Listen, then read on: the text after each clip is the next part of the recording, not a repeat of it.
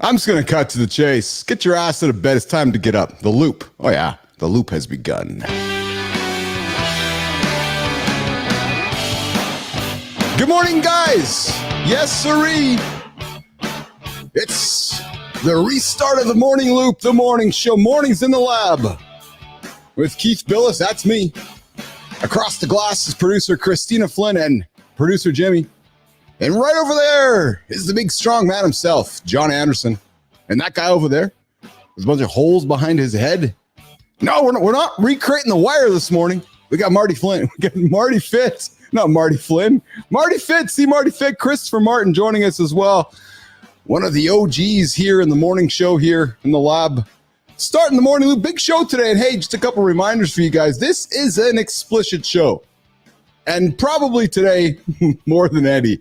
So I will invite you, if you got children around, I invite you to put the headphones on, move them around, turn the volume down. We'll try to give you warnings when that's coming up. But yeah, we're going to drop some F-bombs. I suspect we got a little video going to drop this morning that's probably going to have some F-bombs in it. We got a big guest here today as well. Dominic Watts is joining us here inside the mind of a solopreneur fitness freak. Of course, the accountability check-in, the 15-minute mark. Bottom of the hour, we got Marty coming in with the fitness tip to get you guys going. 45-minute mark, got John Anderson giving you something to consider as you go through your day with the lifestyle tip. And then, of course, we got the creator spotlight coming up here today as well. So let's bring the gang in. The gang's all back on the Monday, the restart of the loop. Let's bring in Marty, my good boy Marty, Johnny. What is going down? What up? Hey, what's up, gang? What is going on? What is going on? How are you guys today? Oh, man, it's a beautiful day. And if somebody says it's a beautiful Monday, I'm going to choke them.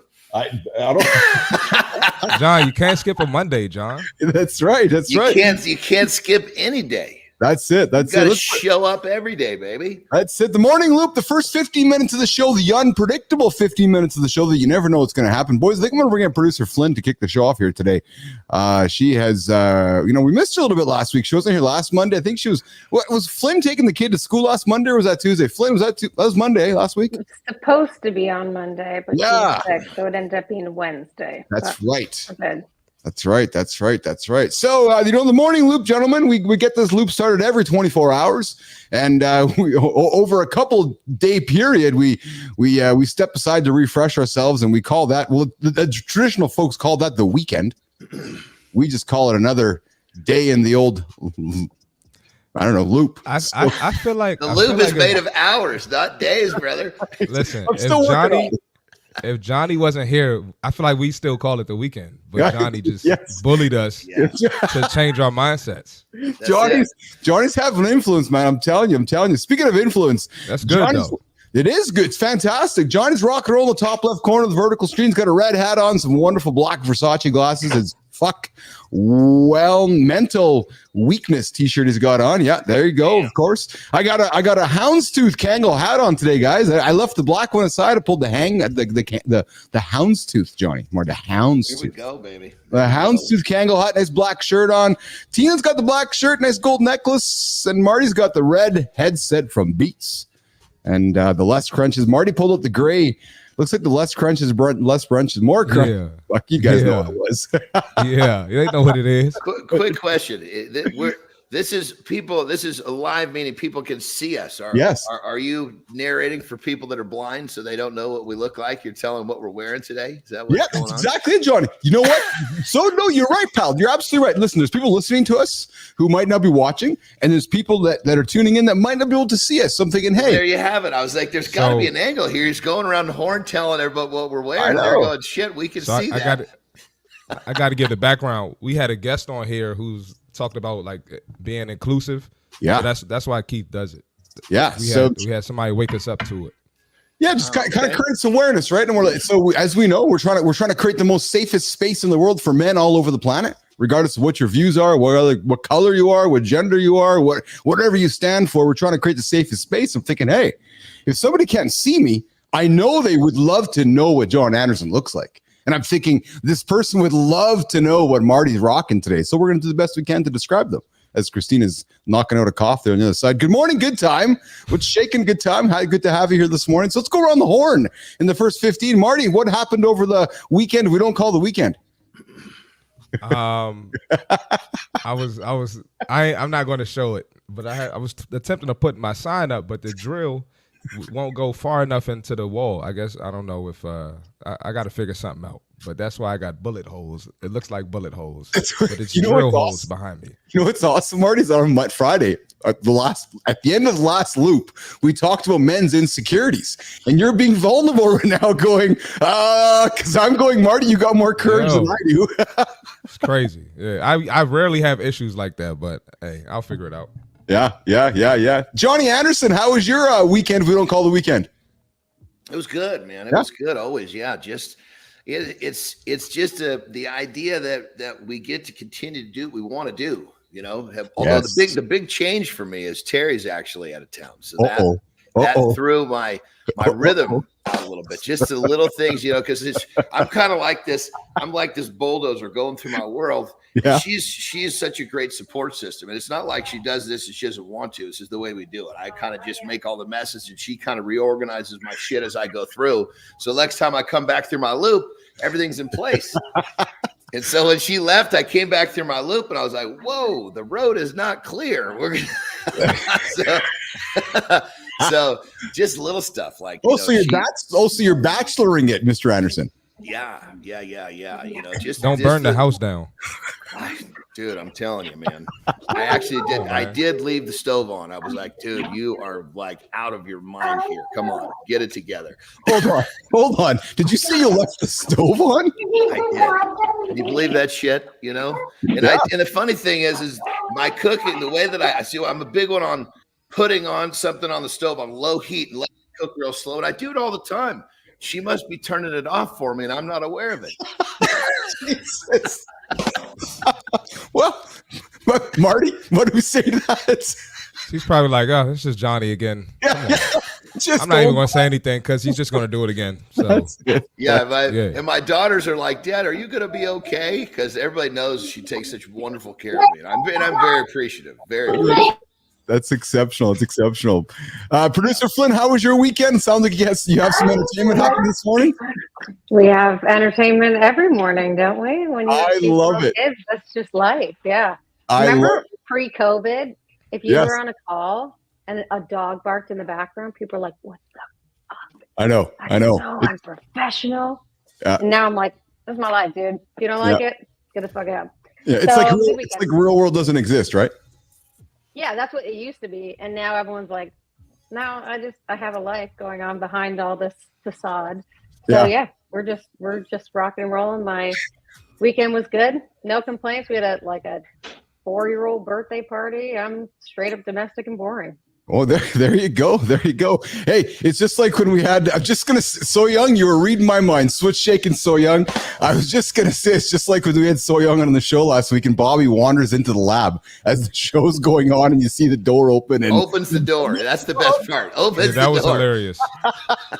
That was hilarious. See the dog walk in and then about 90 seconds later, you hear this fork fall on the ground. Yeah. And if you look in the horizontal stream, the dog's like, "Hey," it's almost like, "Where's my food?" Just looking off to the side there. So he's coming in to run the show. Man. That's it. What's going on, Timmy? Yes, we are fucking live. Timmy, good to have you here this morning, my friend. It's nice to have you here. Jackson, good to have you here as well. Listen, guys, if you got kids in the room, you might want to put the headphones on or turn the volume down because we're going to drop some F-bombs along the way.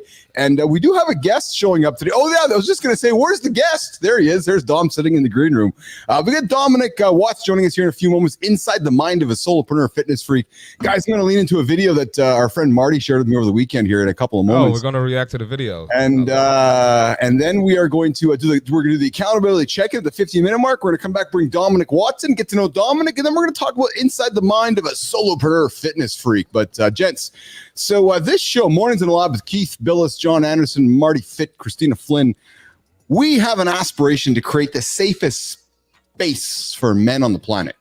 Men of all races, genders, sizes, shapes, whoever. You got a heart, you're a human, come join the lab, come have conversations with us. And I was fortunate that my good friend on the weekend, Marty, dropped a video in my feed. That's friends. Yeah, I think so. I hope so. Anyways, yeah. So I got Johnny. I got it. You know, I love as we're creating a safe space. So you got a heart, I love that. You got a heart, come join us. Yes. You got insecurities, come join us. Yes. You got a problem with your shaft, come join us. The list goes on. We are here. You got the problems, come lay them out, because that's all we do. I can't help you with that, brother. I might give you some tips to boost testosterone, but the direct problem, I can't help you. My question is, why did your mind go to help with the shaft in that way? That's my question. Well, what other ways? What other ways? How about what other ways? Have better sleep, eating better. Hell, even tell them to get a Viagra before what you're thinking about. Like I said, testosterone boost. That's about all I could do. That's it. We talk everything here in the lab. And one of the things that I want to talk about, and I'm just going to tease it here this morning. And Tina, I was thinking about my response this morning when, so I'm going to drop a video, guys. And a video dropped over the weekend that Marty shared with me. And I'm going to share it here this morning. We're going to just address it for a couple moments. And then we're going to talk about it tomorrow. We're going to tease it today. We're going to come back and have a lengthier discussion tomorrow. And it really just talks about men in America, men in the world today, and who we are as a men, and maybe defining men. So, Jimmy, you got the video on the horizontal. I got the video on the vertical. We're going to run this up here, guys, and I invite you to check it. So it's less than a minute, I believe it is, but we're going to throw it on the screen, and we're going to chat about it. So, Jimmy, let's rock and roll. Here we go. If I could talk about my feelings.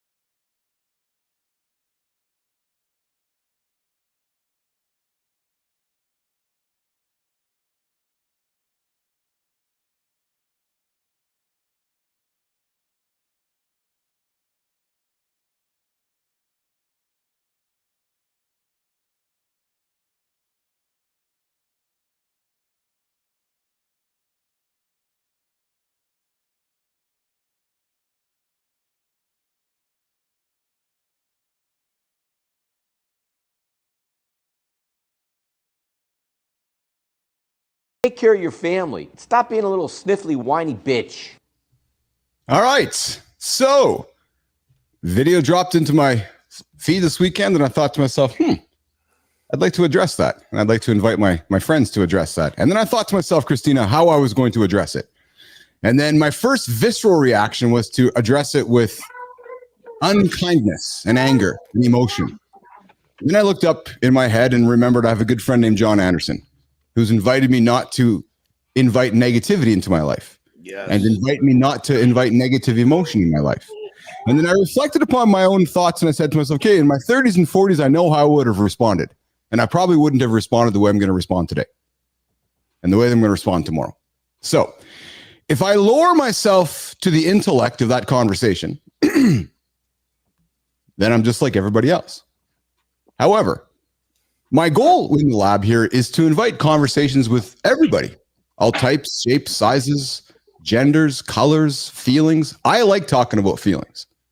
I know that I can't perform in the gym. I know that I can't perform in the squat rack. I know that I can't perform on the bike. I know that I can't perform on this show if my mental mind is fucked. I know that I can't perform the best if I'm emotionally unstable. So feelings are important to me as a man. And I'm suspecting there's many men in this listening to you right now that perhaps feel the same way.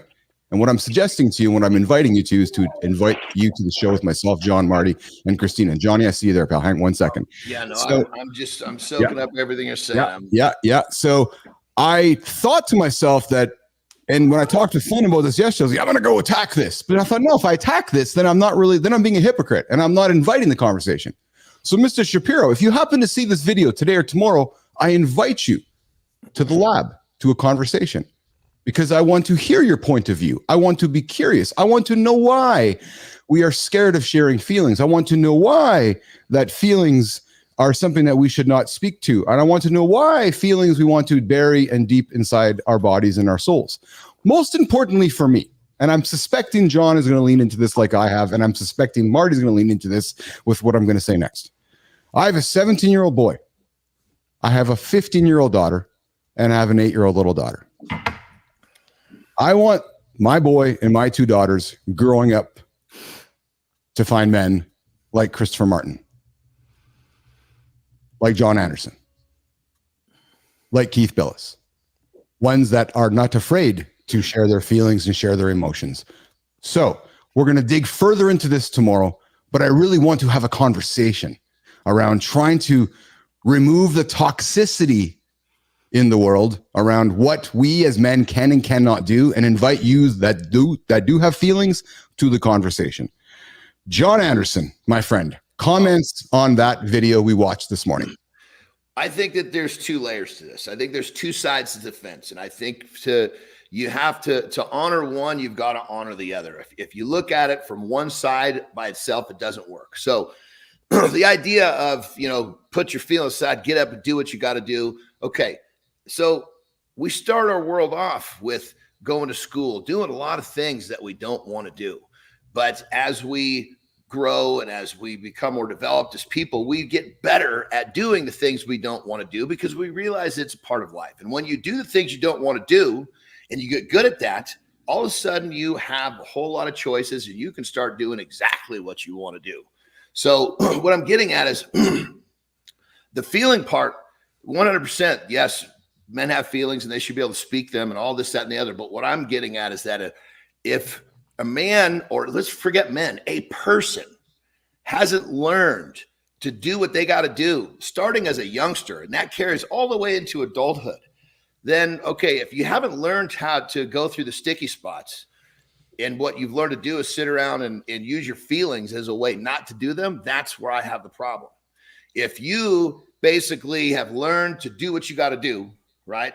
Push through the sticky spots, so to speak, 100%.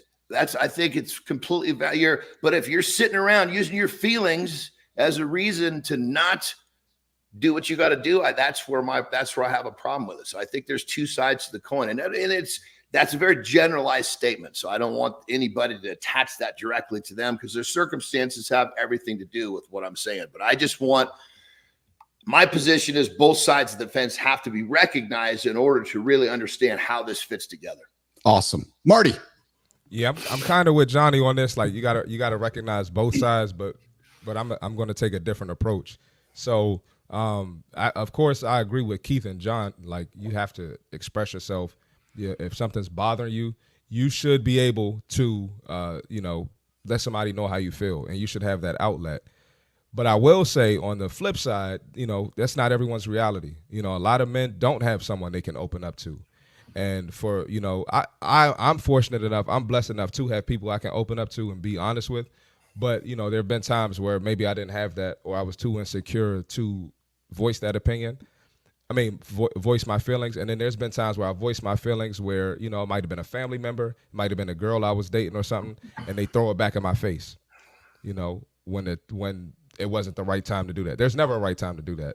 So, I think Shapiro he has a valid stance, but I don't think he worded it correctly. But I think he kind of took an extreme approach to it. So that's just my opinion. But you got to express yourself. You can't walk through life just bottling things up, bottling up emotions, and then what happens when you shake a soda can and you try to open it? Everything just explodes. So I think it'll be an interesting conversation tomorrow. Well said, Marty Fitz. Christina Flynn.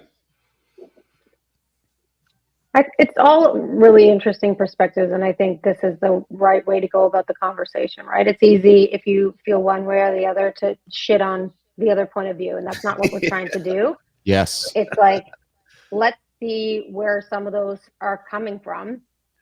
If I were to guess, and I think Shapiro kind of alluded to it, these are not men that have grown up in environments where this was acceptable behavior. Yep. And I don't think that they are the exception. I think they're the norm. And with that, we have to realize that if we come at people with those ideals and that have been socialized in that way for decades with you're wrong, this isn't the right way to look at it, they're just going to shut down. They've already said they're not about their feelings. So they're just going to shut down. They're not going to hear the conversation at all. So validate the feelings, explore them. I want my son to grow up in a world where he can talk about his feelings. Do I want him to use his feelings as a side of victimization? No. Do I want him to use his feelings as an excuse to not do things? No. But I want him to have an outlet. I think Marty's point is incredibly valid in that emotional safety to be able to express these feelings, and sometimes physical safety, quite frankly, in these environments isn't for everyone. And so we need to work within that. And I think this is a good conversation to do that. So good. I wanted to add something. Yeah, that was great, Christina. I wanted to add this too. And maybe there's a different perspective for women, Christina, but for men, sometimes it's necessary to shut the F up and figure it out. Sometimes that is healthy, because sometimes that's going to make you a better man and it's going to help you accomplish something. But at the same time, just like Christina said, you got to be able to, you got to express, you got to let it out. So Marty, I'm sorry, go ahead, Christina. I was just going to say, Keith and I have actually joked about this, and I joke about it often. All parents know that they're going to fuck up their kids. It's just like, in which way will they fuck up their kids? I always joke about the fact that my kids are going to be fucked up because when they get out into the real world and someone isn't wanting to hear their feelings or validate or give them space, they're going to not know what to do. Like, it's my job to also make them resilient to the realities that they're going to face. My kids are going to lose their mind when a boss looks at them and goes, I don't give a fuck how you feel. You still got to do it.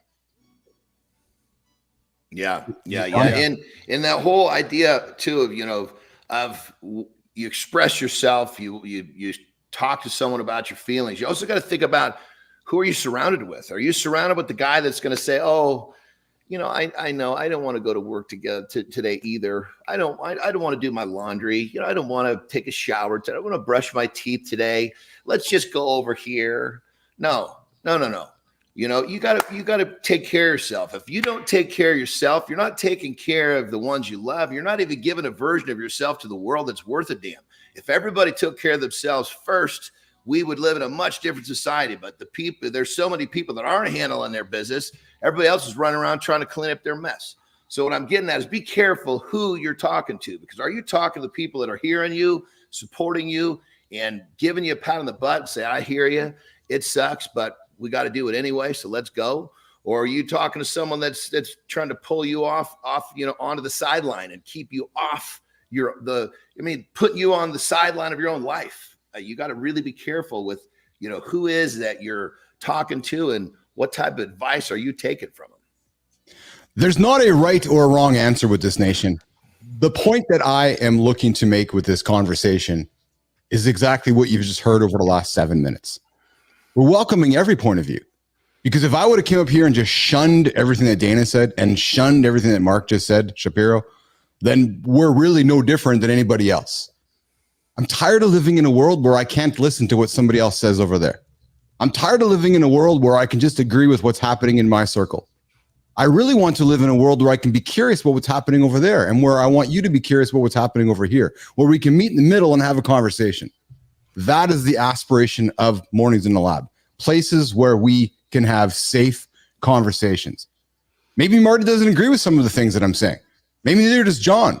But I know they come at me and they address me with integrity, and I know they address me with love and humanity, as does Christina. And that's all that we are looking to do here in the lab. So we're going to continue this conversation tomorrow. Marty?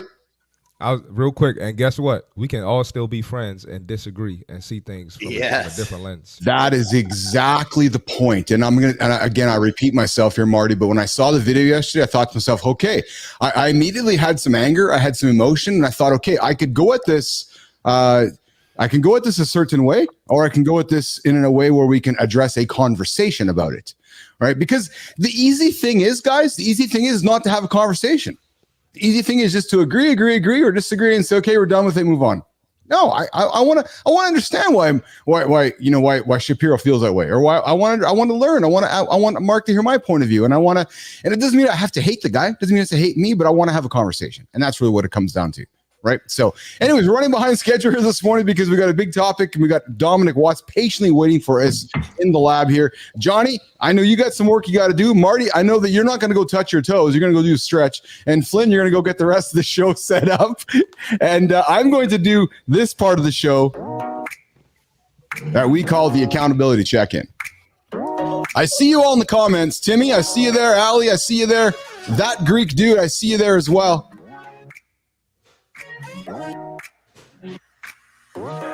I see y'all sitting there. The Morning Loop, the time of the show where we get content and conversation on the table to get you guys thinking. And it's this time that we get into the accountability check-in. And Jimmy, we're running behind, but that's okay. Here's where it goes down to, though. I got a confession for you guys.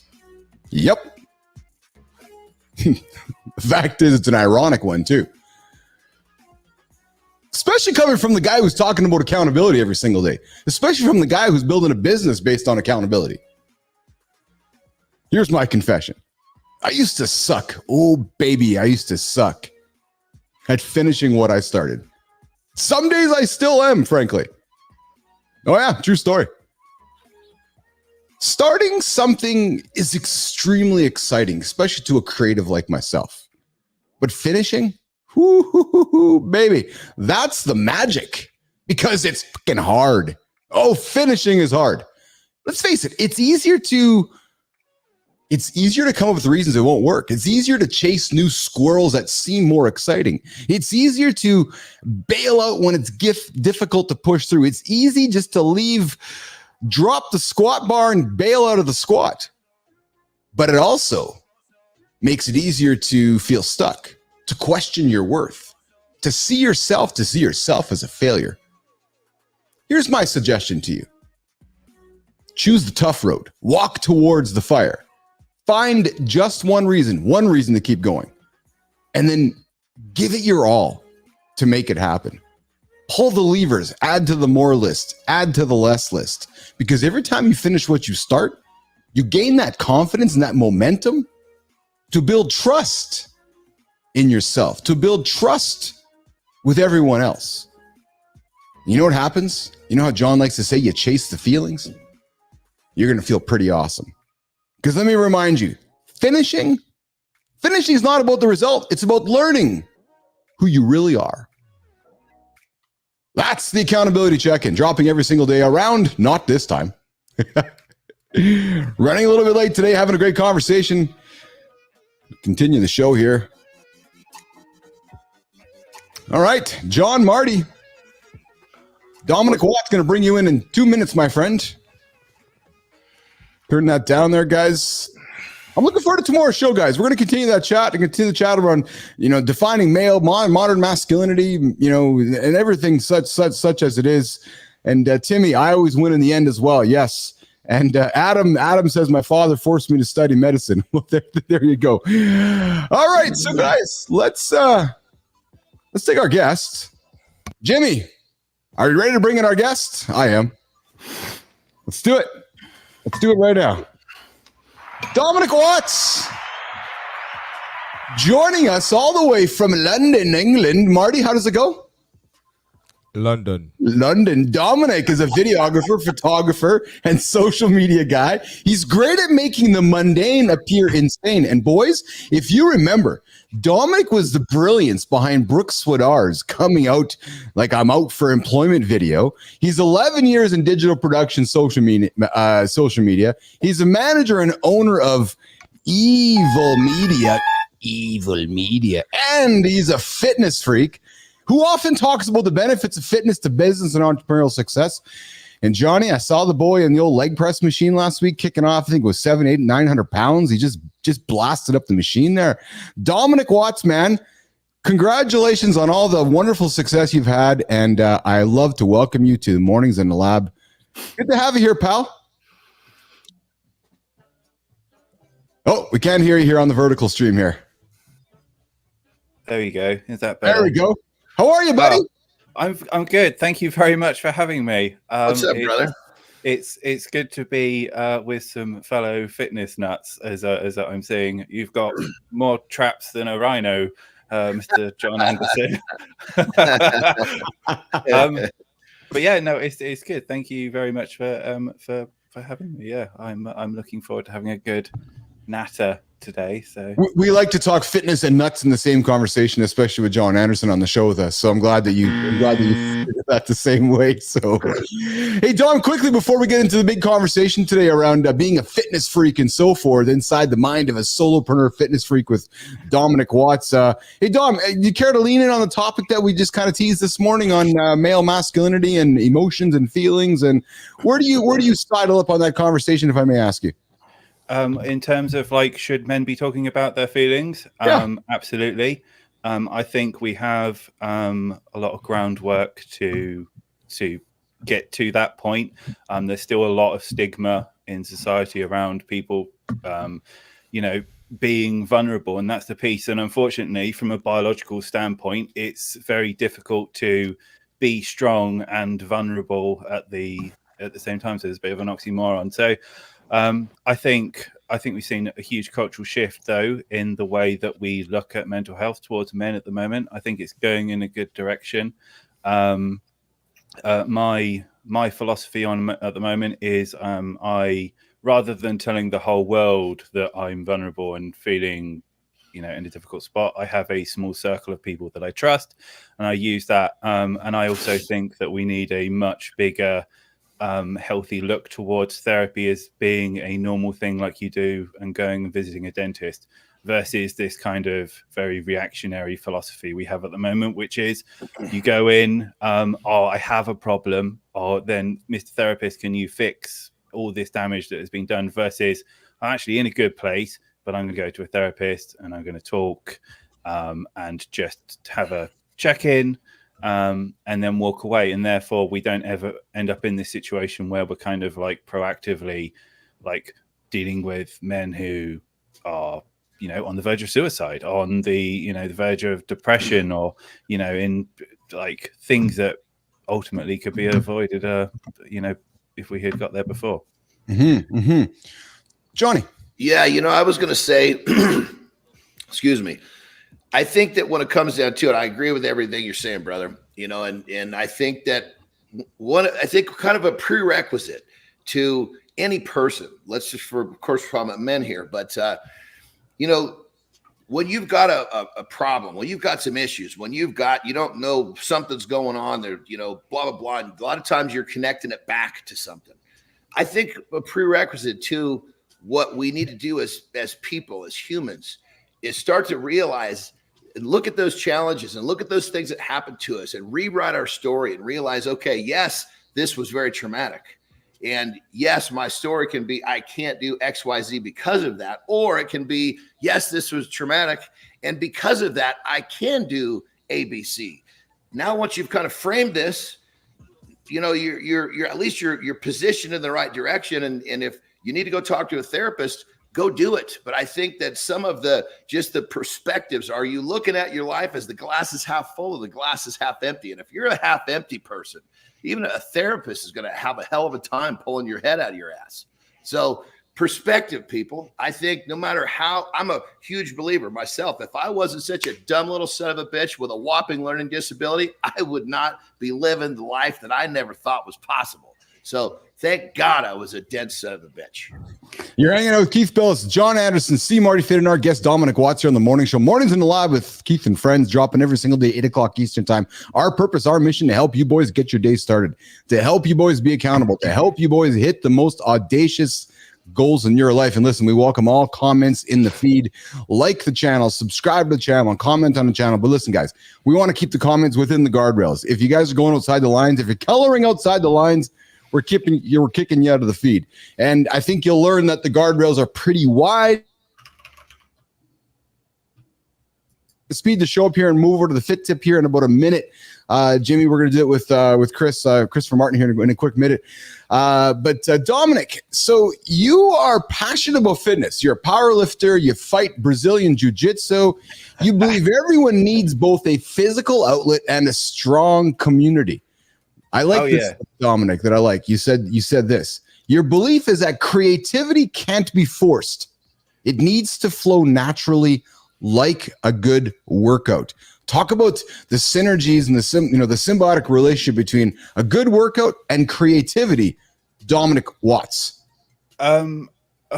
Well, for me, it's a one-to-one relationship. So, in that very post, every single piece of cinematic ideation I've ever done has been under some sort of heavy piece of kind of lifting equipment, and I talk about like finding if you're a creative individual and you're looking to get into the creative space, I talk about creative zones a lot. So for me, that is going for a long walk, going to the gym, and it's basically anywhere that kind of natural ideation forms. So, where you're like walking along and all of a sudden it's like, I was like, oh, wow, this is a really good idea. Or, oh, why didn't I think of that before?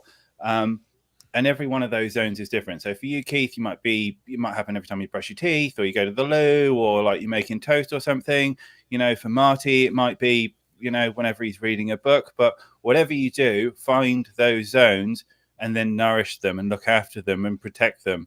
And I also talk about in terms of like when I go do consulting work is that if you have employees that are, you want them to be these idea generating machines, then you have to accept the fact that you probably are going to have to let them go off for a couple of hours, do things that aren't just conveyor belt work activities, and allow people to express themselves in their own creative ways. And on paper, it might look like they're just wasting their time, but in reality, it's you're churning up all these good ideas.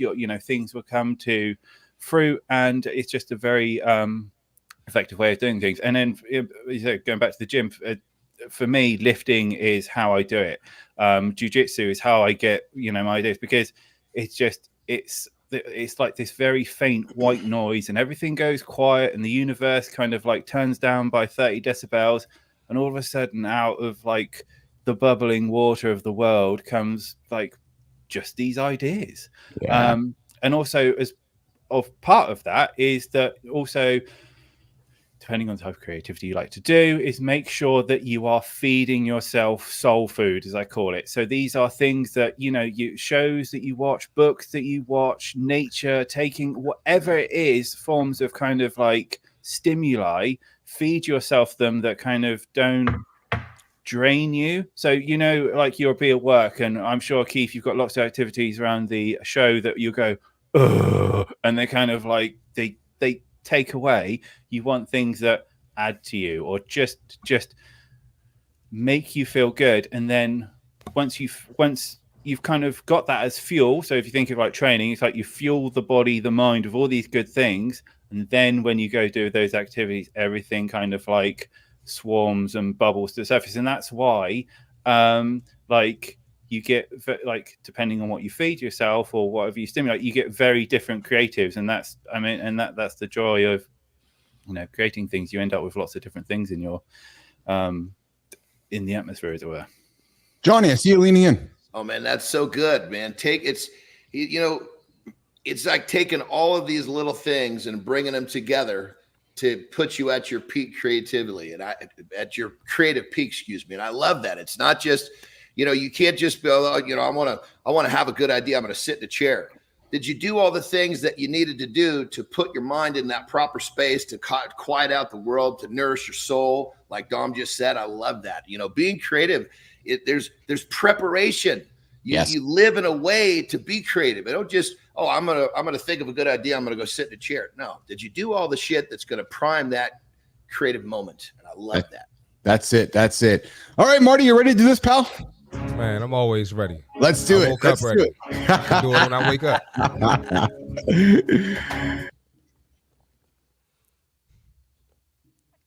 All right, we got the fitness tip for today. Let's get into it. So, stop cutting corners on your health. All right, stop taking shortcuts.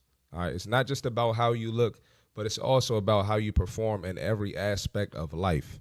Okay, when you neglect your fitness, that effect is larger than you think. It's going to affect other areas of your life. So one way it's going to affect your life, increase burnout. All right. Regular exercise reduces cortisol. That's your stress hormone. All right. It increases endorphins, and that helps you manage stress. Studies show that 50% of people who exercise regularly are 50% likely to experience burnout. Right. Decreased creativity, what Dominic was just talking about. Right. Some people like myself and Dominic, and I'm sure John Anderson and I'm sure Keith Bilous, right? We get creative in our workouts. That's when our best business ideas come to mind, maybe the best ideas for our families, financial, whatever it is, right? So you'll experience decreased creativity when you neglect your fitness. Exercise increases blood flow to the brain, and it's going to improve your cognitive function, right? Research from Stanford University finds that walking boosts creativity about 60%. And Dominic just mentioned going on long walks as well. All right, slower stress recovery, okay? The American Psychology Association reports that physical activity accelerates the body's recovery from stress, right? So you're stressed out, you're going to go to the gym, release those endorphins, right? And that's going to help you manage your stress as well. If your body isn't in shape, your life isn't in shape. So the connection between physical health and mental resilience has been proven over and over. We're not just talking because we're biased towards fitness. This has been scientifically proven. A fit body means sharper thinking, quicker problem solving, and more emotional stability. Ask yourself, are you really showing up for your body? Because if you're not, don't expect your mind to carry you across the finish line. That was fire. That's the fitness tip for today. Beautiful. The fitness tip of the day by Christopher Martin. See Marty Fit drops every single day around the 30-minute mark of the show. We're running a few minutes behind here today, which is okay.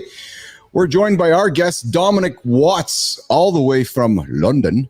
London, as Marty likes to say. Dominic, are you actually from London? I'm just outside of London. I'm from an area called Berkshire. Nice. Yes. Can you say that again so Marty can record that for his button? No, Berkshire. That actually would be really good. No, I would say London. London. There we go. Sound coming soon. All right, so listen, solopreneurs are 30% more likely to struggle with stress than traditional employees. That's the source of the Journal of Business Wellness. And we're here to talk about solopreneurship and fitness, the perfect match. Dominic, we don't talk about work-life balance here in the lab because there's no such thing. You know, there's just no. You got to progress. You got to. It's just moving one lever over another lever, just pulling and pulling and pulling. You leaned into it for the first few moments around creativity and how you use the gym, how you use jujitsu, how you use physical activities to unlock creativity in your mind. Yeah. Give some advice to solopreneurs tuning in right now, how they can cultivate a healthy, not work-life balance, but a healthy work-life existence by using fitness and community. Somebody who's kind of thinking about it, perhaps before you were thinking about actually getting involved, with physical fitness, what gave you that impetus to jump, and how would you encourage somebody to take that step today who's tuning in? So let's get the question right. So why I would advise people getting into fitness if you're a solopreneur, as it were? Yes. Oh, okay. So if you often find yourself with the urge to murder your clients, then I cannot emphasize the emphasis to go into an area where you can do it in a safe and controlled manner. But I mean, it's funny enough, you mentioned cortisol levels and stuff. So I had a bit of a rough period last December with some dodgy business partners, and I am so chilled. I am horizontal, as it were, but this was the first year that I experienced what actual real stress does for your health. I thought I was having a heart attack at one point. Turns out it was just an anxiety attack. And I think the thing that exercise does, and I'm a big advocate of finding the physical outlet that works for you versus just going, oh, you should be going down the gym and deadlifting because I said so. But in terms of exercise allows you to kind of turn off the noise of life for a little bit, and allow you to just think, and just all those feel good chemicals just allows you to not think about work for 5 seconds. And I think work-life balance is a bit of a myth. But if you can get yourself into a situation where it just feels good to be at work, in terms of, and a part of that is having a kind of cyclic distribution of energy, we'll call it, on a day-to-day basis. So kind of like I've sat here this morning doing video editing for the best part of 5 hours. My brain is tired. I need a bit of a rest, but my body isn't tired, and I need that. I need to burn that energy out. So when I go to the gym, my brain recovery is going, but I'm there now. I'm like exerting all those kind of like physical elements. I'm working my body. I'm feeling good, and I say that the biggest, long story short, is it just allows you to turn off. Like it allows you to forget about what is going on. And if you are a creative and so on, you get the double bonus that you also might think of some cool ideas of like what you need to do with your business going forward. And the other thing is it's also good for your health, right? Like let's face it, sitting on your ass for like 50% of your day is not good. Yeah. Johnny. You know, the idea if someone is like, oh yeah, I need balance. If you're a balanced person, well, guess what? Going to the gym is part of your balance. So the thing that I think that we're as a show we're leaning into, talk about pulling different levers, is okay. You know, are you going to the gym? Are you eating right? Are you doing all the things that gives you that ability to really, really kick butt? And then for me, when I find myself into a place where I'm exhausted, mentally, physically, all the above, part of what I do is I'll take a nap, because that's part of what I need to stay here. Keith loves that. Forget this idea of balance and just start to realize what you need to do to keep yourself at the level where you want to be. And there's a list of things you're going to need to do. And you might call some of those things balance. You might call a nap, that's part of your balance. You might call your exercise part of your balance. Yes. You might call your training part of your balance. But if you got all that shit in place, the balance is kind of done for you. Yes. Marty, talk about balance, man. Well, I was going to go in a different direction. I don't want to take over the conversation, but quickly on balance, what's crazy is a lot of people will hit me. I'm sure John will love this. People will hit me with the balance thing. Like, I'm going to take a month off from the gym because I need some balance. What are you talking about? What are you talking about, bro? We're just mentally, everything we're talking about, what workout does for your mental, how with the stress of life, family, work.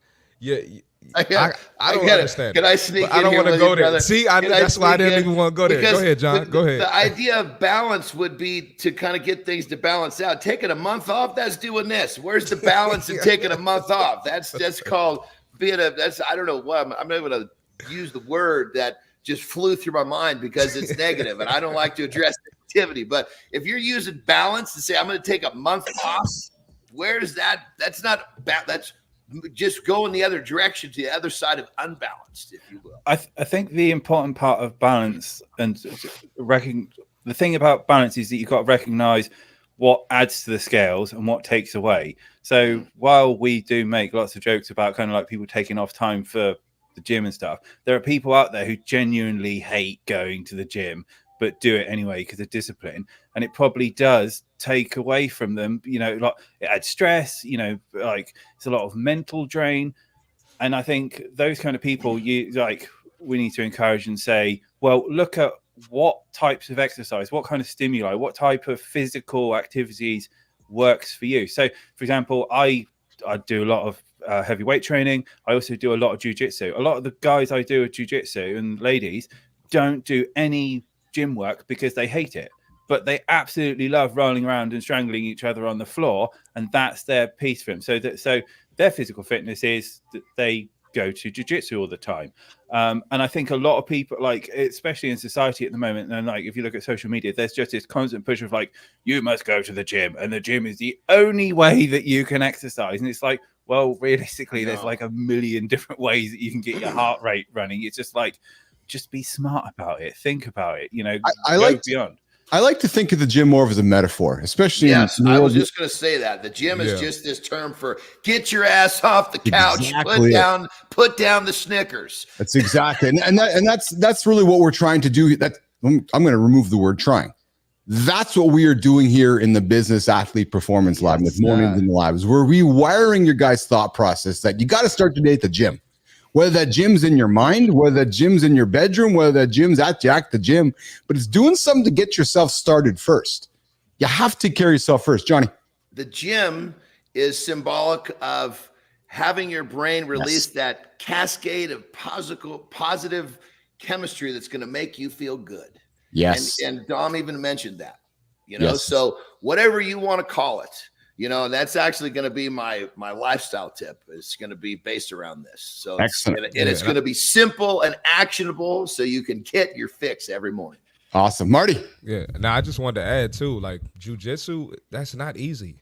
That's hell no. Yeah, I've done Muay Thai. Like I've done Muay Thai as well. It's not easy. Like, and you're gonna challenge yourself, and I think that's the biggest thing.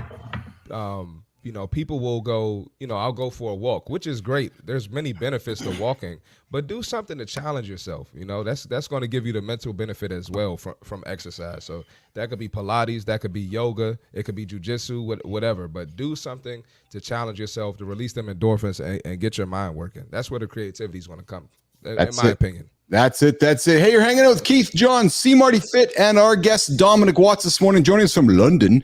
We're talking solopreneur, we're talking about creativity and solopreneurship, flow state through fitness, achieving your biggest goals through fitness, and so forth with our guest Dominic Watts. Johnny, we're going to get to the lifestyle tip here in less than a minute here, so get yourself ready for that. And then we're going to come. I know you are. Then we're going to come back, continue the conversation with Dominic, and then we're going to get into Jimmy. We're going to go to the creator spotlight on the 15-minute mark of the second hour here. So let's do this. Let's get Johnny up on stage to do the this part. I like this sound effect here. Yeah, Dominic, there's John Anderson's sound effect. Yeah, I see that. There you go. All right, let's do this. Johnny, you're up, pal. All right, we're here as a show to help you get up and kick ass every day. And if you feel good, it's that much easier to kick ass. So here's the deal. When you wake up in the morning, if you change your physiology, now what that is, that's just an expensive word for blood flow. All right. So when you wake up, if you get a little blood pumping, flowing, whatever you want to call it, what it does is it literally triggers your brain to release positive chemistry, feel-good drugs. You're going to get your dopamine. You're going to get your serotonin. You're going to get all the shit that makes you feel real good. So easier said than done. How do we do it? Well, I'm going to share you how I do it. I basically wake up, and God knows for this show, I'm up at 3:05 every morning. And by about 3:15, I give myself enough time to take a piss, do what I got to do. I'm on a rebounder, which is a trampoline. It's just a little thing, it's 4 or 5 feet across. And I turn on a song. It's between 3 and 4 minutes, and I bounce. And by the end of that, I got some blood pumping. I'm breathing a little bit, and I feel very, very stimulated and ready to attack the day. All because I took 3 minutes to bounce. Now, if you don't have a rebounder, go for a quick walk. You can do whatever you want. All you need to do is increase your blood flow, which will change your physiology, which will prompt your brain to release all of the feel-good drugs you need to kick ass every day. Rock and roll. Beautiful, beautiful, beautiful, beautiful. John Anderson, the lifestyle tip every single day, mornings in the lab with Keith, John Anderson, C. Marty Fit. And Marty, Dominic, I'm just envisioning John Anderson hopping up and down on the rebounder. Oh, and I sometimes get the arms going, baby. By the end of the 3 minutes, I'm singing. It's like, come on. I'm just thinking this 6 foot, 282 pound beast Dom just hopping up and down on the tramp, just going to town on it, man. That's got to be a sight to behold for all of us here. And I do it sometimes just in my underwear, if you really want a visual. I got Marty's attention. All right, inside the mind of a solopreneur fitness freak with Dominic Watts. Hey, Dom. So research indicates that physical exercise can reduce symptoms of anxiety by nearly 20%, helping entrepreneurs, solopreneurs manage stress more effectively. When you're stressed up, Dom, is your first go-to head to the gym, head to jiu-jitsu, head to do some powerlifting? Is that your first course of action when you're feeling anxious, Dom, or what's your course? Oh, it looks like we just lost Dom on the vertical there, so which is fine. Marty, when you're feeling anxious, what's your course of action when you're feeling anxious, pal? So I was actually going to hit on this earlier. I like to, of course, I like to go to the gym, but I want to make a decision after I got that workout in. Yeah. I don't want to, if I'm arguing, with a girlfriend or family or, with one of my boys, I want to be able to think it smart, think throughout. And that's just me. So the gym that's life for me. It's everything. So yeah. Dom, when you're feeling anxious, Dominic, when you're going through a moment of anxiety and feeling anxiety, what's your normal course of action? Are you immediately leaving your desk? Are you heading to the gym? What are you doing to remove that anxiety and lower those cortisol levels in your life, Dominic? So I've got two really foolproof ways of doing it now. One is I will just march down to the gym and just rage out and just get it out of my system. The other one is I grew up on the coast, so I spent the majority of my young years in the water. And I'll go into a pool and I'll get a weight and I'll just sit at the bottom of the pool holding my breath. And I go swimming. And it's just something I've recently been doing, but it just, it's amazing. It just kind of like washes everything away. I don't know if it's kind of like, if there's some sort of chemical thing or the fact that I don't have to hold my breath, but just, like diving down into deep water just like washes it all away. And the other thing is I just try and deal with whatever the problem is causing me anxiety head on. Ripping a Band-Aid off is only a little bit of pain versus worrying about something for a long period of time. But those are my two. Hey Dom, when you as you've been growing Evil Media, growing your video business, has the success you've been having in the gym linked to the success of Evil? Like, do you see them directly related as a solopreneur, Dominic? I wouldn't say that the more successful I've got in the gym, the better my business has got. But there is definitely a direct correlation between the healthier I am, the better my business goes. And that's certainly something. It's like, so it's why I'm quite keen on watching what I eat. Making sure I'm getting my steps in, which again just feeds in. I can't emphasize enough. If you're not looking after your body, everything else just falls out from underneath you. You can't help others unless is a motto I say quite a bit. So that is probably the biggest correlation that I have identified. And it's like going back to anxiety, I'm way more resilient to like shit going on in my life if I'm healthy, things are good. I mean, I can even I get blood tests fairly regularly, and you can see the health markers like when things are bad. You can probably get other things in life are also not going well. So yes. I love what you said, brother, about how taking care of the body, because I think what people tend to not realize is that your body is almost like it's like tools in your toolbox, so to speak. Are you keeping your tools sharp so you can do what you need to do physically, or are you letting the edges get dull so when you go to do what you got to do, it's twice as hard and takes twice as long, creates frustration, anxiety, and everything else? If you keep your body tuned, you're going to be more efficient at doing what you're doing, which is going to save you a lot of time, energy, frustration, and anxiety. Yes. Marty. No, absolutely. And I was going to say one thing I wanted to add was we have a lot of things in our life that we can't control.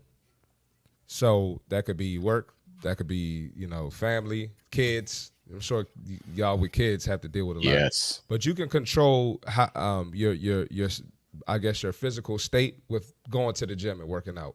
And that's one thing I love about it. I have full control over that. I can take care of my health. I can take care of the way I feel. I can take care of my mental with working out. I just wanted to add that in there as well. Absolutely. Jack Dugan's joining us this morning from the lab. Good morning, Jack. Good morning, Team Motivate. Jack? Hope everybody had the best weekend. Looking forward to this week's shows and the productive, positive week.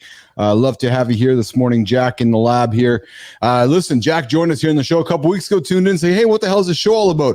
And this show is all about positive content to help you guys get moving, help you guys stay motivated, help you achieve your big, most audacious goals. We're talking solopreneurship, entrepreneurship, and the strength that we require to be successful as a solopreneur, entrepreneur. We're hanging out with Dominic Watts this morning, who drives success in the gym as a jiu-jitsu machine. Dominic, what drew your interest to jiu-jitsu? It was serendipity. Like most things in my life, I was down at the gym. Someone came up to me and was like, "You'd be really good as a heavyweight in jiu-jitsu." I was like, "What the hell's that?" And so they took me down for one. They took me down to like a test day, and I was at the time I was working with a guy who was doing does a lot of fitness work, and I said, "Oh, is jiu-jitsu hard?" And he was like, you said, "Oh, you have no idea." I thought, well, it's rolling on the ground, isn't it? Can't be that difficult. I got in, I did half a round before I had to run out back and vomit in the grass because I was just so exhausted. And yeah, ever since I've just been going back. It's just so good. Like I have been doing exercise for the best part of 20 years of my life, and I have never done cardio like it. It is just bonkers how difficult it is. Oh, amazing. But yeah, it's now I've got the bug for it, and fitness levels have gone a lot higher. So yeah, I'm smashing away. It's exceptional. Hey, we're hanging out with Dominic Watts. Dominic, can you hang out for the remainder of the show here? Do you got to rock and roll from a time perspective, pal? No, I'm good. Awesome. Let's keep the show going. And we're hanging out with Dominic, Marty, John. We're talking inside the mind of a solopreneur fitness freak. Boys, going to shift the conversation to a quick little side moment here, which is I found something on the weekend that I wanted to put on the table for you guys to throw at you guys, which was the secret to leadership may lie in John. May lie in these 6 habits. And I know you're a habit stacker, so John already knows the 6. He already knows them. So the secret to leadership may lie in these 6 habits. Dominic, first one, to emulate them, you must build 6 habits that make you an exceptional leader. Dom, first one, fortitude. The times are becoming more challenging, so the demands on leaders keep intensifying. So as a good leader, you need to keep the fortitude and resilience to press on, regardless of what's happening around you. One helpful tool is for you and your team to continually how you view setbacks. And Dom, in jiu-jitsu, in the gym, we experience setbacks all the time. We get under the rack, oh, it didn't make it. Get into a hold on the mat, oh, it didn't make it. Dom, talk about the power of fortitude. I can certainly talk about resilience. Interesting. It's interesting. Fitness is, or especially in like the bodybuilding and strength space, it's the only sport where you actively seek out failure on absolutely everything. Yes. So yeah, I as a leader, you need to absolutely be have a lot of fortitude, need a lot of resilience. You know, because ultimately you're the protector of of the people under you. That's it. And it's I think the responsibilities of a leader is to make people who you're working with, maybe just instructing, is that you make them feel safe, you make them feel like you shelter them from the storm.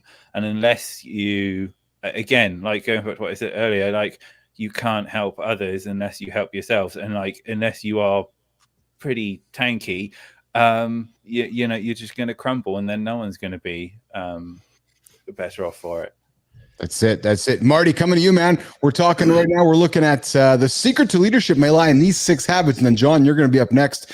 But, John, Steve Kerr, 4-time champion coach of the Golden State Warriors, says leaders must understand that their team needs to see them as confident.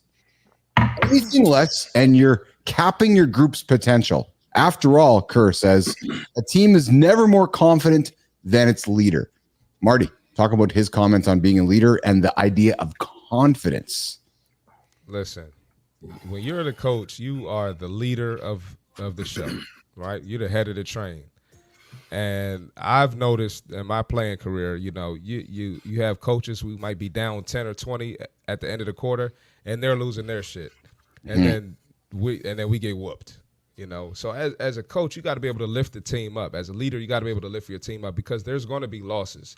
right? If you lose yourself every time you take an L or every time there's adversity, there's no way you're going to hit the goal. So it's absolutely important for coaches and leaders, to be confident and be resilient. Kerr says your fear of failure, Marty, shouldn't scare you. It's there to tell you that something must be worth it, or you'd be feeling nothing. And I love that, which could segue to, the 6 habits. The secrets of leadership may lie in these 6 habits. John Anderson, boldness. Give yourself permission to think big. What's a big problem worth solving? What would competitors be afraid that you might be? Boldness paves a direct pathway to growth. And you always say, John, if somebody understands the goal, you haven't set the goal high enough. I'll even reframe it. If somebody doesn't understand the goal, you haven't set the goal bold enough. John Anderson, talk about this idea of boldness as being a leader.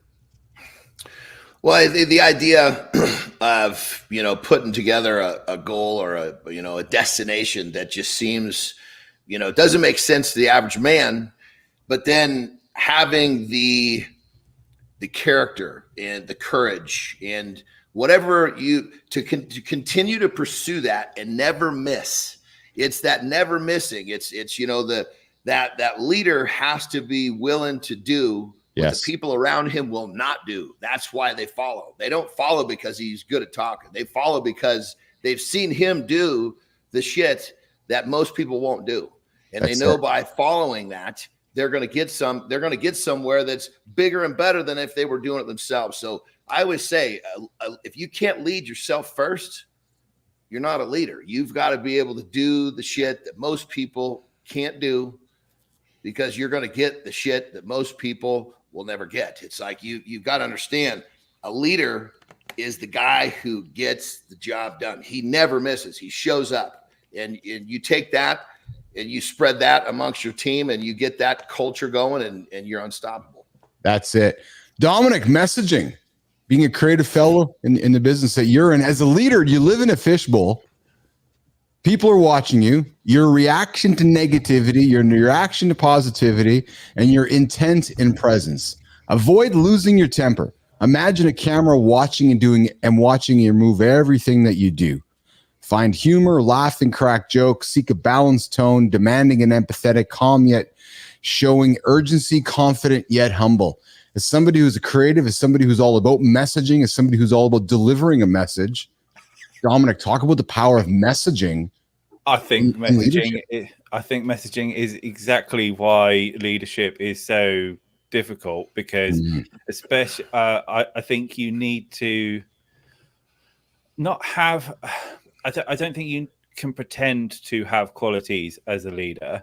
They've kind of got to be a part of you or not. Like, I am a very, I speak my mind. I can be quite emotionally driven, not in a negative way, but that necessarily might not always equate to making me a good leader. And I think, again, going back to this is why resilience ties in and stuff, is just like, you've got like business life is all about taking the punches and keep on going. And it's like, well, how do you keep this constant message of positivity, you say, or like strongness and stuff if you're dealing with like, shit on a daily basis. So, that basically, I think messaging is why it's not for everyone. And it's also like, it's like identifying what type of messaging you want to kind of give out to people as well. As I say,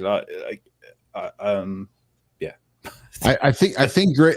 Well said, Dominic. I think great leaders are always using messaging to think what's happening way ahead in the future. And whether you like or dislike this person I'm going to mention next, I think Elon Musk is a wonderful person at creating narrative.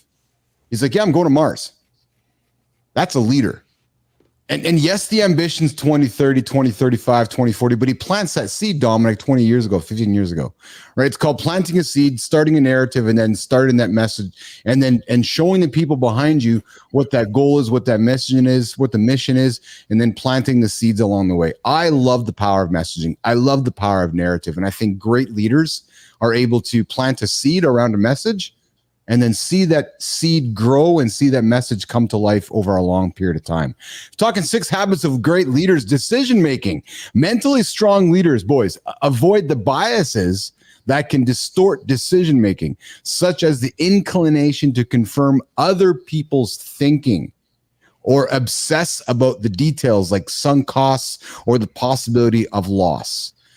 They cut off bad habits that get in the way. The point is, when you're making a decision, reflect on your own habits, reflect on others, ask coworkers, friends, and family what they have seen, invite them to help you, ask coworkers, then make the decision. Make the decision. The biggest thing we don't do as leaders is not make a decision. The biggest thing that most leaders don't do is make a decision. Make a decision, stick with it, live with it. And even if it's not the right decision, you've made the decision. It's a very difficult thing to do.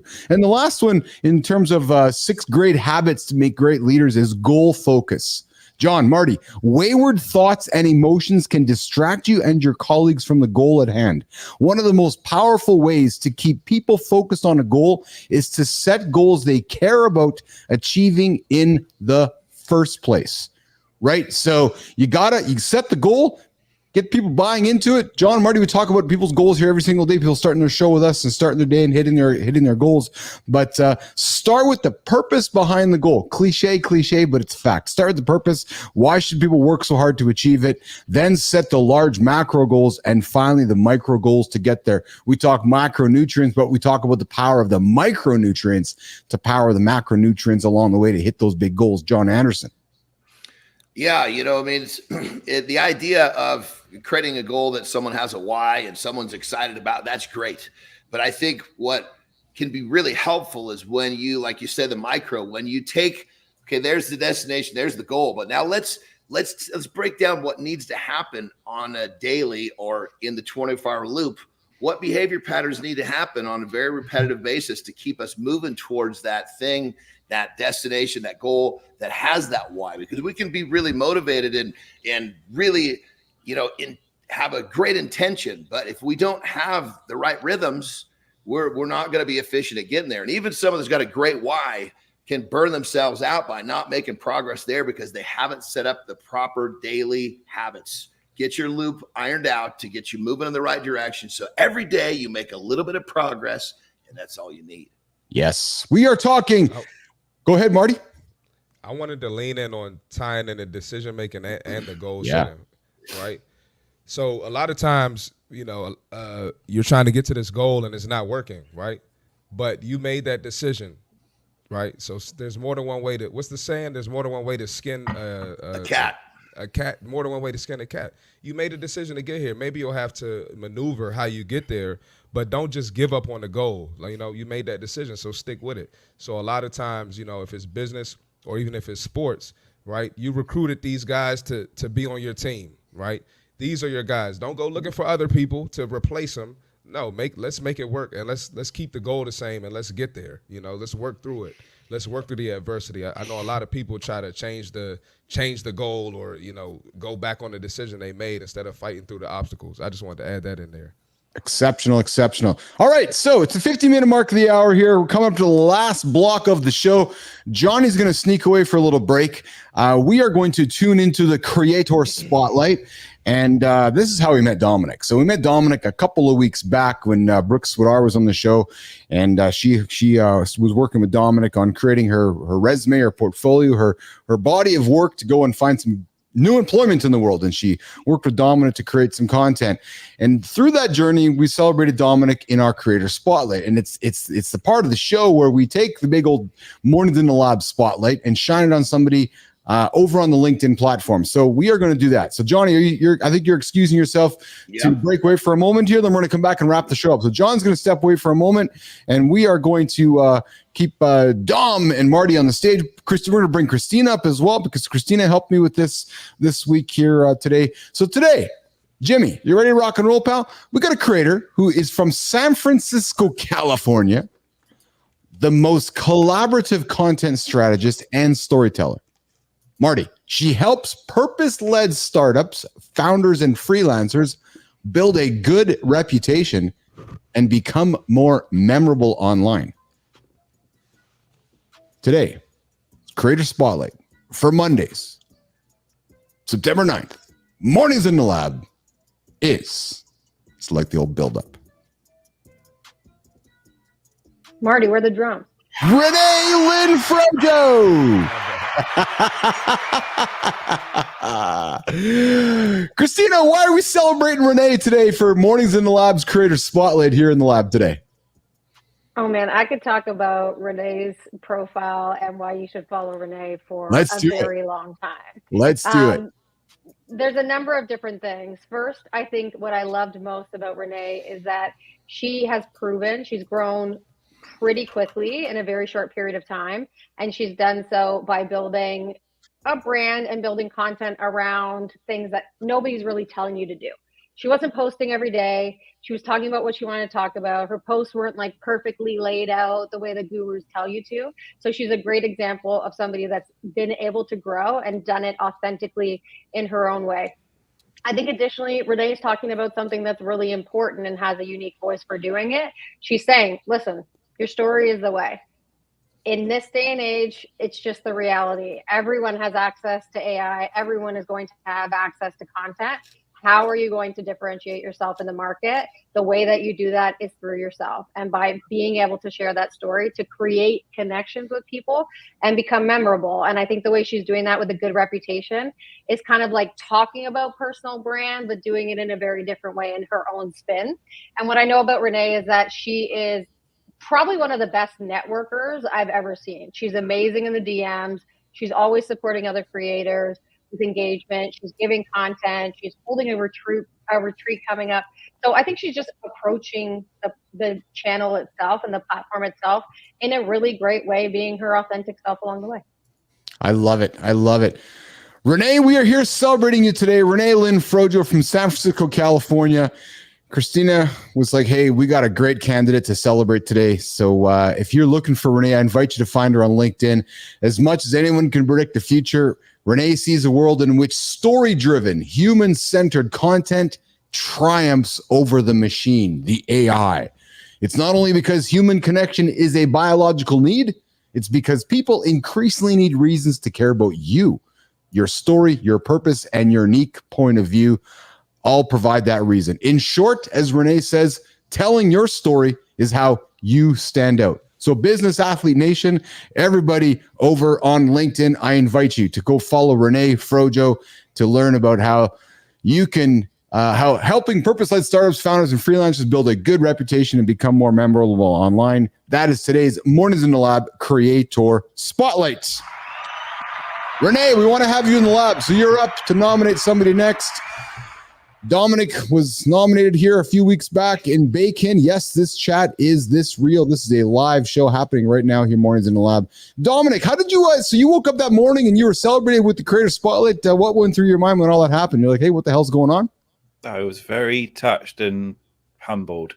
I was a bit, it was a bit like, really? I get imposter syndrome a lot with some of my work because they're just like, you know, as I say, I spawn up ideas at the gym and I'm like, people are really liking this. So I was very, very touched, very humbled. Well, brother, let me just interject real quick. When we watched that video, we were all like, who in the hell made this video? Like it was like we were sitting there talking about Brooke, of course, and this was for her to get a job, but there was a brief moment after it was like the focus was not about her. It's like it was the video. It's like, so true, John. What just happened? That was wicked, brother. Wicked. That's it. That's it. So hey, we're wrapping up today's conversation with Dominic Watts. He's the owner, founder of Evil Media, production dude, video editor dude, talking solopreneur, fitness freak. Dominic, what's one thing you would want to leave anybody tuning in today as a solopreneur, entrepreneur who's considering getting into the video editing industry? What's some advice you would offer to somebody in your world considering getting into it? What would you offer that person, Dom? Goodness me. Don't do it. Yeah, don't do it. No, it's Alex. I would, if I make sure it's something that you really love, make sure that you've got a passion for creating. There is some phenomenal finance in this, but it is an industry that you have to chase with your heart and not your wallet. And also, like, don't be afraid to be yourself. Like, identify what yourself is the best bit. It's like, what type of creativity you like to do, what mediums you like to use, and then look into kind of what the market's doing. Is there actually types of clients out there who want to consume it? And learn to love learn to love creating first. It's like, because once you've got that, once you like, the hardest thing in social at the moment will be consistency. Like, the stuff I do, I create. I think anyone can be creative. What people struggle with is the time element of it. And unless you kind of like find a system of, like, we're talking about, you know, going to the gym and stuff like that, that allows you to constantly reproduce this stuff on a daily basis, because it is not a case of, oh, I'm just going to make a video today and that's the end of it. It's like, you've got to, like, it's every day. You've got to come up with another idea the next day. And then you'll have clients, and you'll be making like 8, 9, 10 different ideas for people on a regular daily basis. And unless, I say, you absolutely love doing that, it is not for you. So then let's lean into that for a second, Dominic, because we always talk about here in the lab about having to enjoy the process. Don't focus on the end. Don't focus on the end of the video, right? It's like, Brooke, don't worry about what it looks like at the end. Let's have a lot of fun making it along the way. The similarities are striking, aren't they, Dominic? Whether you're practicing jiu-jitsu or getting into powerlifting, getting into video editing, you must enjoy the process. How did you find the way to enjoy the process, Dominic? How did I goodness me, I've always loved creating. Yes. I didn't think about it. Like, that's the there wasn't like it sounds stupid, but I didn't ask myself that question. Like, I think you're the first person who's ever asked me it. It's like, I just did, right? I've always been I looked at myself, identified kind of like what brings me a lot of happiness in life, right? And I haven't just been a videographer. I was a software engineer for 15 years as well. But I guess actually, I tell you what, I can answer this. I say, do lots of things, because when you do lots of things, you'll soon realize what you hate and what you like. And the more you do, the more, like, it's like dancing in traffic, right? Is that if you stand on the pavement, you're not likely to get a car. If you do in the road, you're more likely to get hit by a car. And the same thing is like with like finding things that you like, right? The more we do, the more you spread yourself out there, the more you kind of get experimental. You'll find yourself in a position where you go, oh, actually, I really like that. And a lot of people get fat and happy and sedentary, and then that's why they end up in these jobs that they hate, because they've never had an opportunity where they find themselves loving something. So for me, like, I was doing software engineering, but I was also creating a lot of social media content. I was doing a lot of video content. I was doing I was working for Blizzard at some point. And because of that, I soon realized what I loved and what I didn't. And then along the way, you discovered the gym. You discovered physical fitness, and you discovered how that also was unlocking happiness for you. Would that be fair for me to assume? Oh, I can tell you about how I got into fitness. Right. So the year I was 18 years old, it was New Year's Eve, and I was drinking with my family, and I was a big boy. I was like 27 stone, and I sat there, I was drinking a pint of alcohol, and I said to I was like, family, I'm going to lose some weight this year. And they all laughed at me. And I real quick, so 27 stone is about 300 pounds, correct? For listeners so he said big, he wasn't kidding. So I got so angry, and I got this pint and I smashed it down into the middle of the floor, and I went, fuck you all. And I walked out the door, slammed the door behind me. And I had this shitty little moped. It was like 90 cc's. So you imagine it was like, and I drove for an hour and 15 minutes because I wanted to prove everyone wrong. And I drove an hour there, an hour back, and I went to the gym every other day for 5 years. And I dropped the best part of 9 stone. And then just got Yeah, and then I just fell in love with it and just kept going. That's like dropping like a third of his body weight. Yes. Yeah, that's exceptional. So you had a turning point then, Dominic, and people have turning points. You had that turning point. You're like, fuck it, I'm doing something about this. Yeah. Oh, absolutely. It was a big kind of like, I'll prove you wrong. Yeah. Well, thanks for sharing that, Dominic. I appreciate that story. And thanks for joining us here today in the lab here, Mornings in the Lab with Keith, John, C. Marty, Fit, and producer Flynn. We're coming up to wrap up the show here. And I do have a question in the feed that I think is important to be answered. And the question is being thrown to John Anderson. And for all of us that like to eat, we need to address this question here today. So today, Bacon has a question for John Anderson. That's a big one, Johnny. What's the question? What's your opinion on ground beef in a Ziploc bag for easy protein on the run?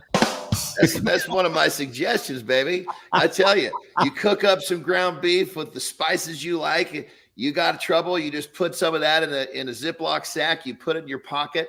Then when you need it, literally your hands could be filthy. You pull that sucker up. I just bite the corner off and give it a squeeze. Out it comes. And that was the video that they're referencing right there. I think that thing was probably close to 10 million views. Yeah, that was definitely sarcasm. I bite the corner and give it a squeeze with the ground beef in the Ziploc bag in your pocket. So if you're looking for a tip today, gentlemen, you're out and about, you want some food, throw some cooked ground beef in a Ziploc bag. Dominic Watts, throw it into your pocket. Christina Flynn, when you're hungry, dip those hands into the pocket and pull out some greasy burger beef, John Anderson. The thing to understand about the methodology is it gives you the ability to eat ground beef with one hand. That is not an easy deal. Obviously, if you turn it into a burger, now you're one-handed it. But if you want ground beef, that's a two-hand ordeal. Well, I just saved you a hand. We're all so Rich Ingram's gonna love this tip from John Anderson here on so Richie Rich. I love you, pal. You know I love you, man. We are hanging out with Rich, John, Marty, and our friend Dominic Watts. Dominic, what did you take from today's show besides the tip from John that if you have to have some protein, throw some ground beef in the bag and throw it in your pocket? Leadership is hard. And I think we need to, as men, we need to explore not to be afraid to talk about our emotions. It was very, very good. But and of course, some great ground beef tips. Awesome. There we go, baby. Dominic, I appreciate you, man. I appreciate you joining us on the show today. I appreciate all the great work you're doing over on LinkedIn and with your clients. Tell Business Athlete Nation, tell LinkedIn Nation, tell YouTube how folks can find Dominic Watts and how they can engage with you and do some work with you, Dominic. Oh, goodness me. If you want to find me, the best place is on LinkedIn. You can look me up as Dominic Watts. You can find me on Instagram on Evil Media Company. And you can also find me on LinkedIn if you put in Evil Media. You can also find me on TikTok if you look up Basic Blokes as well. And that's the best. And if you want to email me, it's business@evil-media.co.uk. Awesome. Dominic, fantastic. Thanks for joining us here today. And boys and girls, before we say goodbye today, I'm going to do a quick little 1-minute audible. Jimmy, you don't know I'm doing this. Christina, I'm doing this. Yesterday, something happened that was unimaginable for my partner, for Lauren. And I want to celebrate her and shine the light on her for a quick minute before we go anywhere. So as we all know, you don't know, but Lauren's been doing some marathon training along the way, and she's been running her marathons. And Marty, she's been jacking it up. And Johnny, I've been talking about her. She's been going hard. Yesterday, she ran a little local 5K race, I guess it was. 124 women. John, Marty, she came in fourth. Nice. Very nice. And she did a personal record, PB. So Lauren, my dear, I love you, baby girl. Congratulations on that effort you did yesterday. You're the ultimate business athlete, kid. She puts it in every single day. And you know what I like about this? So I want to throw it on the screen here, guys. She puts a great message on the screen. The unimaginable happened, something that felt so far out of sight. But here's the point at the end. You never know what can be brewing when you go to work day in and day out. Dominic, you talked about those 5 hours editing today. The editing you're putting in tomorrow. Johnny, you talk about the work you're going every single day. Marty, we do it every single day.